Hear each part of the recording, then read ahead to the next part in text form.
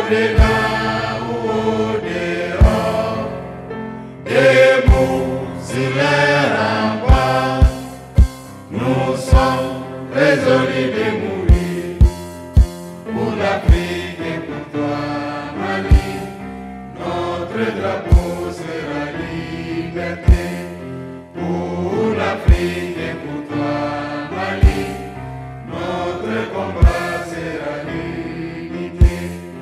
Au Mali d'aujourd'hui, au Mali de demain, les chants fleurissent d'espérance, les cœurs vibrent de confiance.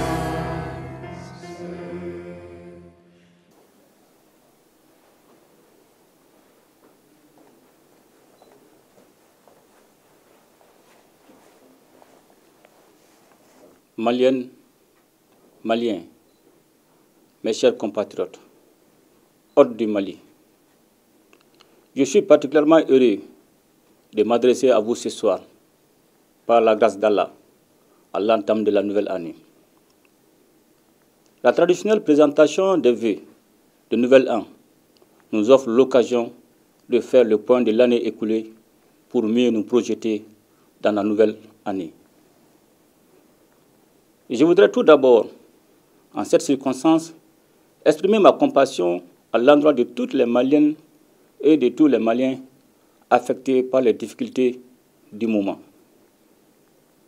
Ma pensée va également à l'endroit de nos forces de défense et de sécurité engagées dans la défense opérationnelle du territoire. Mes chers compatriotes, l'année 2023 aura été une année de grands défis pour les autorités de la transition, totalement dédiées à la mise en œuvre des recommandations des assises nationales de la refondation. Les réformes sont en cours dans tous les domaines, particulièrement dans les secteurs de la justice, de la santé, de l'économie et des mines. Le secteur minier, porteur de grandes opportunités de développement, a été doté d'un nouveau code et d'une loi sur le contenu local. Il ouvre la voie à d'énormes opportunités de développement endogène et à d'importantes ressources budgétaires. Mes chers compatriotes, l'État a renforcé l'amélioration de la gouvernance et a accéléré l'appui aux entreprises publiques. Il a également continué de soutenir le monde rural à travers les subventions sur les intrants et l'aide aux producteurs de coton sinistrés. L'État a par ailleurs soutenu le financement du secteur privé en fournissant un appui conséquent au fonds de garantie du secteur privé à plus de 100 milliards de francs CFA. Dans le même temps, le gouvernement a poursuivi ses actions dans différents domaines en vue d'améliorer les conditions de vie de la population et les indicateurs macroéconomiques sont bien orientés malgré les effets de la crise multidimensionnelle. Des investissements importants sont aussi engagés dans le domaine de la santé et de l'éducation par la construction d'infrastructures, l'acquisition d'équipements et le renforcement des capacités. L'étude prospective du Mali à l'horizon 2063, avec un phasage décennal, a été lancée afin de doter notre pays d'une orientation et d'une vision claire pour son avenir. Mes chers compatriotes, toutes ces actions déterminantes pour l'avenir de notre pays ont été réalisées grâce à la résilience du peuple malien qui consent d'énormes sacrifices pour le retour de la paix, de la prospérité et de l'autorité de l'État. Dans le cadre de la pacification durable du climat social, le gouvernement et les partenaires sociaux ont signé le pacte de stabilité sociale et de croissance dont l'incidence financière est évaluée à plus de 105 milliards de francs CFA. Ce pacte intègre l'ensemble des réformes administratives, juridiques et institutionnelles contenues dans les recommandations de la conférence sociale. Il est important de noter que le climat social s'est considérablement apaisé depuis la signature du pacte. Cet apaisement est à l'actif des partenaires sociaux, dont il convient de saluer le sens élevé du patriotisme. Les États généraux de la jeunesse qui se sont déroulés du 1er au 22 décembre 2023 ont constitué un moment de retrouvailles et de ferveur qui a permis de faire l'état des lieux des défis de la jeunesse malienne autour de l'essentiel et ont fait des propositions de solutions. Mes chers compatriotes, notre pays est confronté aujourd'hui à une crise aiguë dans la fourniture de l'électricité qui cause des désagréments à la population. Il faut cependant rappeler que cette situation est consécutive à plusieurs années de mauvaise gestion et de manque de vision pour le développement de ce secteur stratégique.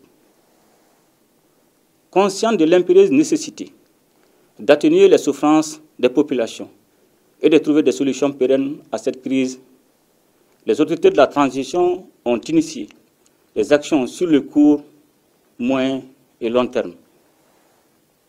Ces actions ont concerné l'accélération du renforcement des équipements de production et de transport, le financement d'opérations immédiates, les réformes et l'amélioration de la gouvernance du secteur de l'énergie. Des projets structurants sont lancés avec le concours de nos partenaires. Mes chers compatriotes, les efforts de développement dans lesquels nous sommes engagés resteraient vains si la lutte contre la corruption dans le domaine administratif et économique n'était pas menée avec détermination. C'est la raison pour laquelle le gouvernement a entrepris une lutte implacable contre ce fléau. Des actions sont ainsi en cours pour que toutes les personnes impliquées dans les actions de corruption répondent devant les instances judiciaires. Mes chers compatriotes, la question sécuritaire et la reconquête de l'intégrité territoriale de notre pays ont été et demeurent au cœur des préoccupations du peuple malien. Et je voudrais ici saluer l'engagement et la détermination des femmes dans la conduite de l'opération Dugukoloko, conformément à la résolution 2690 de l'ONU, ainsi que le soutien multiforme dont elles ont bénéficié auprès du peuple malien.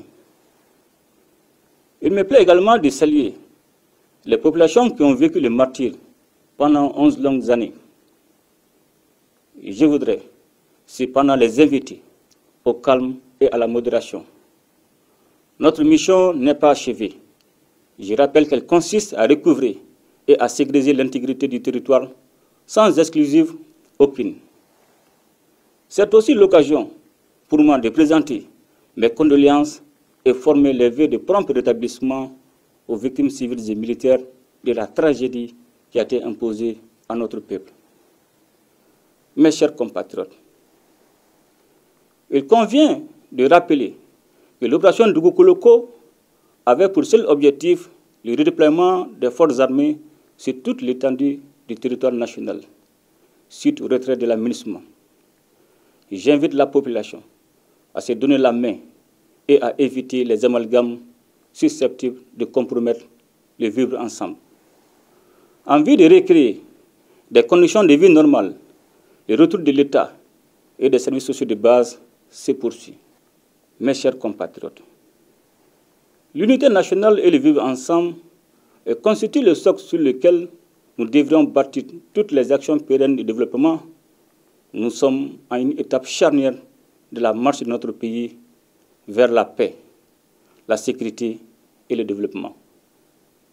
C'est pourquoi, capitalisant les avancées réalisées dans le cadre du processus de paix et tirant les enseignements des défis qui demeurent, j'ai pris l'option de privilégier l'appropriation nationale du processus de paix en donnant toutes ses chances à un dialogue direct intermalien pour la paix et la réconciliation, afin d'éliminer les racines des conflits communautaires et intercommunautaires. Cette décision que nous avions déjà partagée avec les différents acteurs nationaux et internationaux concernés dès l'entame du retrait de la MINUSMA exige de nous, Maliennes et Maliens, que nous nous donnions la main afin de réconcilier notre pays et assurer la cohésion nationale. À présent, je tiens à souligner que l'unicité, la laïcité de l'État et l'intégrité du territoire ne feront pas partie des sujets de discussion. Il s'agit en effet de créer les conditions pour que chaque Malienne et chaque Malien puisse s'épanouir dans un environnement marqué par la confiance retrouvée entre les communautés sous la protection de l'État. Un comité chargé de piloter ce dialogue sera mis en place dans un délai d'1 mois et devra déposer son rapport au plus tard en février. Cependant, la lutte contre les groupes armés terroristes se poursuivra jusqu'à la pacification totale du pays.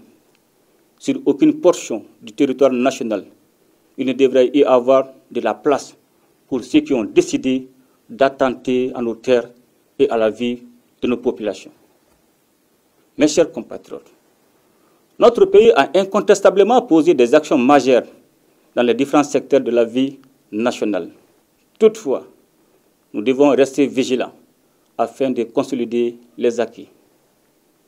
Je voudrais ici remercier l'ensemble des partenaires nationaux et internationaux qui ont appuyé notre pays dans le domaine sécuritaire.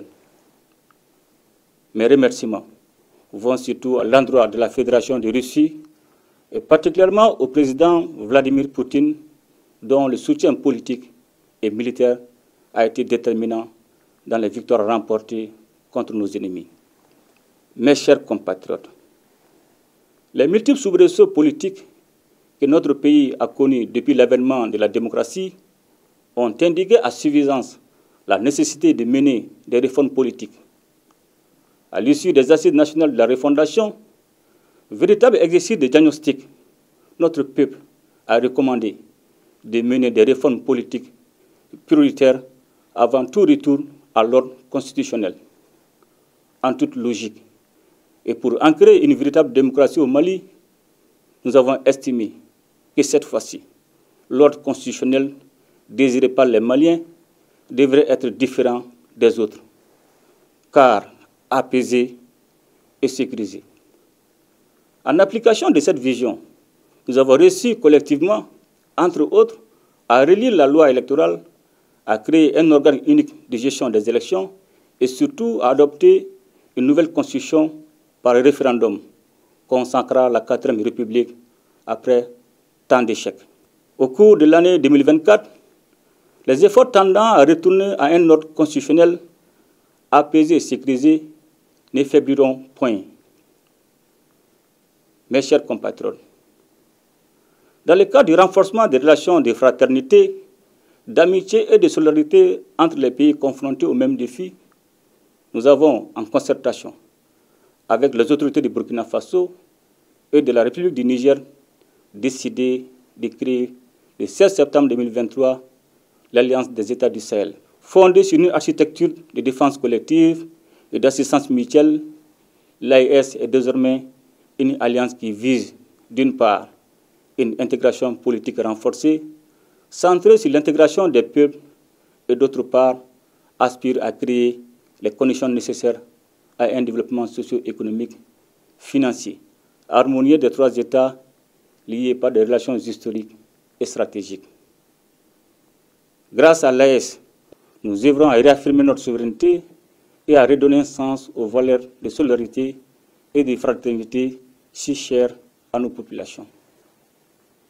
Mes chers compatriotes, c'est dans ce nouveau contexte que nous allons nous atteler à renforcer notre État pour qu'il remplisse ses missions régaliennes au bénéfice de tous afin d'édifier une société juste et équitable, avec plus d'inclusion sociale et de protection des plus vulnérables. Pour ce faire, nous devrions demeurer attachés aux valeurs cardinales de notre société qui sont, entre autres, la bravoure, l'abnégation au travail, le respect du bien public et la solidarité. Mes chers compatriotes, c'est ensemble que nous allons construire un Mali Koura, c'est-à-dire un Mali prospère et uni dans sa diversité. C'est ensemble que nous serons plus forts pour vaincre l'adversité, pour agir efficacement sur notre présent et déterminer en toute souveraineté notre avenir et celui de nos enfants. C'est donc plein de confiance dans les résolutions que nous avons prises ensemble pour la nouvelle année qu'à chacune et à chacun de vous, j'adresse mes vœux de bonne santé, de succès et de bonheur. Bonne et heureuse année 2024 dans un Mali pacifié, stable et prospère. Qu'Allah bénisse le Mali et protège les Maliens. Je vous remercie. À ton appel, Mali, pour ta prospérité, fidèle à ton destin, nous serons tous unis. Un but, une foi, pour une Afrique unie.